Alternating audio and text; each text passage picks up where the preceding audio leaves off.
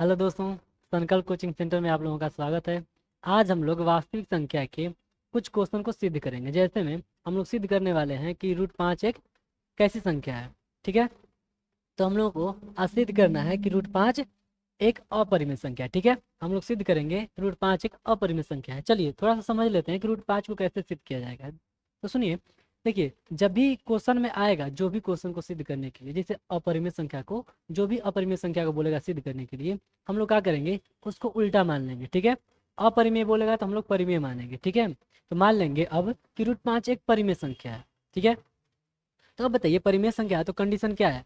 परिमेय संख्या है तो कंडीशन ये वाला है कि यह एक परिमेय संख्या होने के कारण P/Q के रूप में व्यक्त होगा, जहाँ पे Q बराबर 0 नहीं होना चाहिए। ठीक है, और P तथा Q क्या होना चाहिए, तो हम लोग कह सकते हैं कि सहअभाज्य संख्या होना चाहिए। सहअभाज्य का मतलब होता है कि इसका गुणनखंड केवल एक होगा, वो भी 1। ठीक है, एक।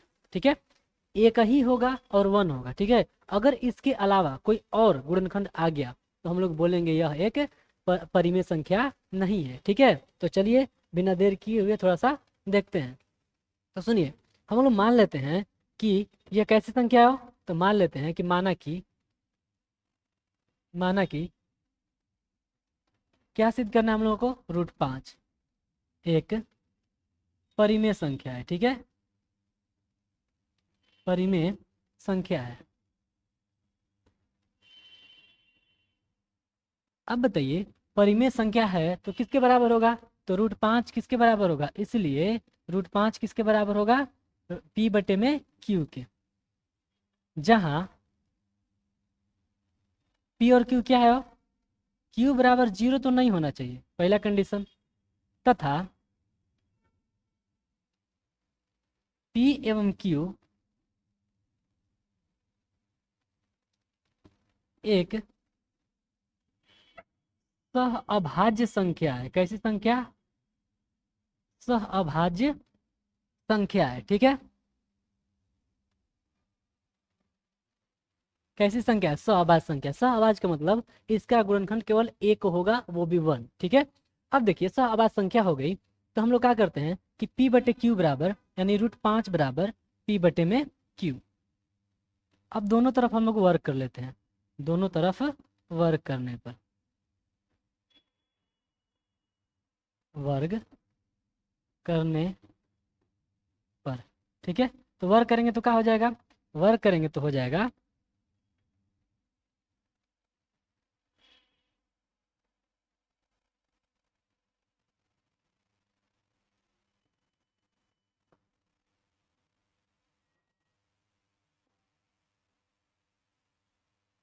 √5 का स्क्वायर बराबर P/Q का होल स्क्वायर। ठीक है, तो क्या हो जाएगा, 5 बराबर P² में Q²। ठीक है, नेक्स्ट पेज पे चलते हैं। ठीक है, चलिए नेक्स्ट पेज पे चलते हैं।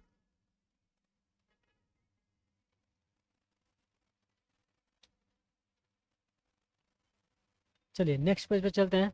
तो अब देखिए कहा था कि √5 के स्क्वायर क्या हो जाएगा, 5। ठीक है, बराबर P² में Q²। ठीक है, अब देखिए P² को, Q² जो है ना नीचे, उसको इस साइड भगाते हैं। इस साइड भगाएंगे तो क्या हो जाएगा, इस साइड भगाएंगे तो Q² हो जाएगा बराबर P² में 5। इसका मतलब क्या हुआ कि जो P² है ना, उसमें भाग दिया जाएगा 5 का। यानी यहाँ पे लिख सकते हैं कि P² किससे विभाज्य है, 5 से। तो यहाँ पे लिखते हैं, चूंकि यहाँ P² 5 से विभाज्य है, विभाज्य विभाज्य है, अतः अतः क्या P भी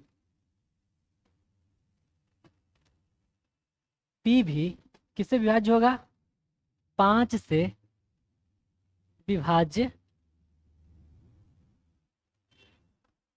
होगा।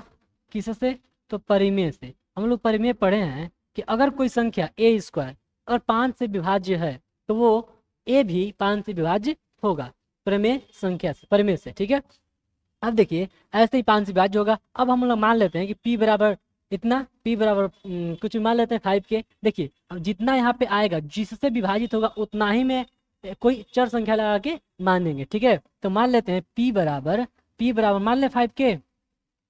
ठीक है, इसको समीकरण नंबर 1 मान लेते हैं। ठीक है, इसको समीकरण नंबर 1, p बराबर 5 के। अब क्या करते हैं हम लोग, p के जगह पे 5 के रख लेते हैं, तो p का मान समीकरण 1 में रख लेते हैं।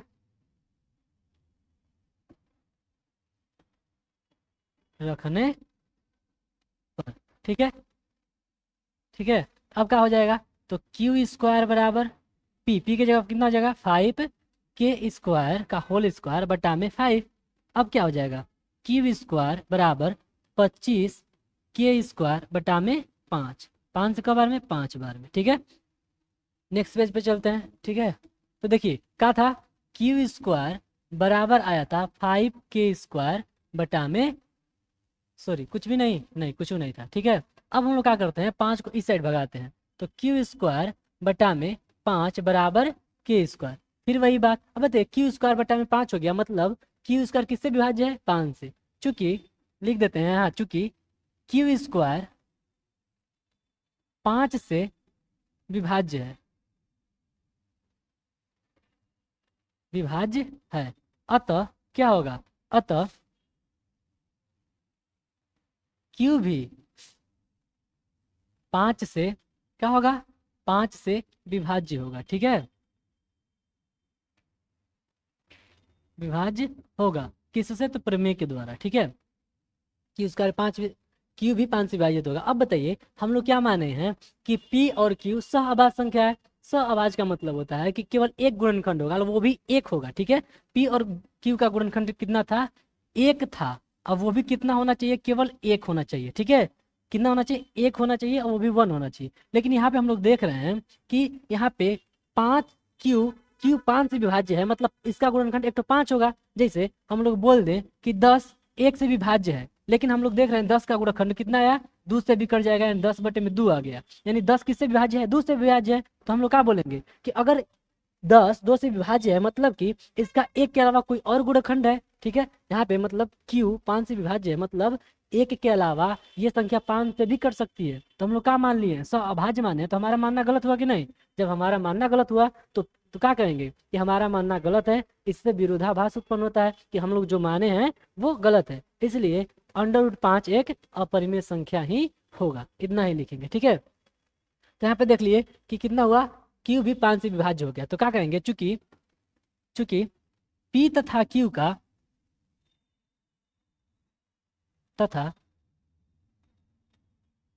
का एक अन्य गुणनखंड, एक अन्य गुणनखंड, अन्य गुणनखंड, एक अन्य गुणनखंड कितना है, 5 है। अतः अतः P तथा Q एक सहअभाज्य, अतः चलिए यहाँ पे थोड़ा सा और अच्छे से लिखते हैं। अतः अतः लिख देते हैं, अतः इससे विरोधाभास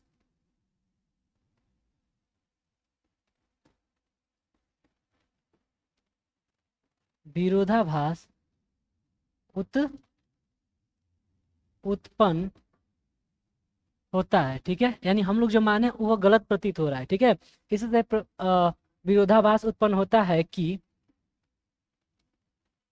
P तथा Q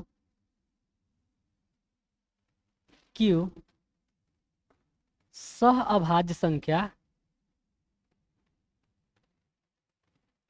संख्या नहीं है। अतः फिर से लिख देते हैं, अतः हमारा मानना क्या है, हमारा मानना क्या मानना, तो P और Q को मानना कि सहअभाज्य संख्या है, अतः हमारा मानना गलत है। इसलिए √5 एक अपरिमेय संख्या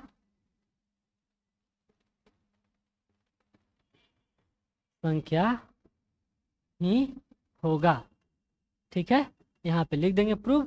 अब इतना आप लोग कर दीजिएगा, इतना आप लोग कर दीजिएगा तो 2 नंबर में आएगा, तो 2 में 2 मिल जाएगा। ठीक है, इसी प्रकार हम लोग को देखना होगा रूट 3 का, रूट 2 का, रूट 7 का, रूट 10 का, मान लीजिए जो भी, मान लीजिए हमको देखना है। ठीक है, हम लोग को देखना होगा किसका किसका, तो रूट 3 का देख सकते हैं, रूट 2 का देख सकते हैं, रूट 7 का देख सकते हैं, इन सभी का इसी पैटर्न में बना देंगे। और जहाँ जहाँ रूट 5 है वहाँ पे 7 लिखेंगे। अब वहाँ पे देखिए, यहाँ पे 5 आया तो उसमें 7 आएगा, 7 वाले में 7 आएगा, 2 वाले में 2, 3 वाले में 3। ठीक है, उतना ही जहाँ हम लोग p = 5 के माने हैं पिछला, यहाँ पे देखिए कहाँ गया, हाँ नेक्स्ट पेज पे चलते हैं।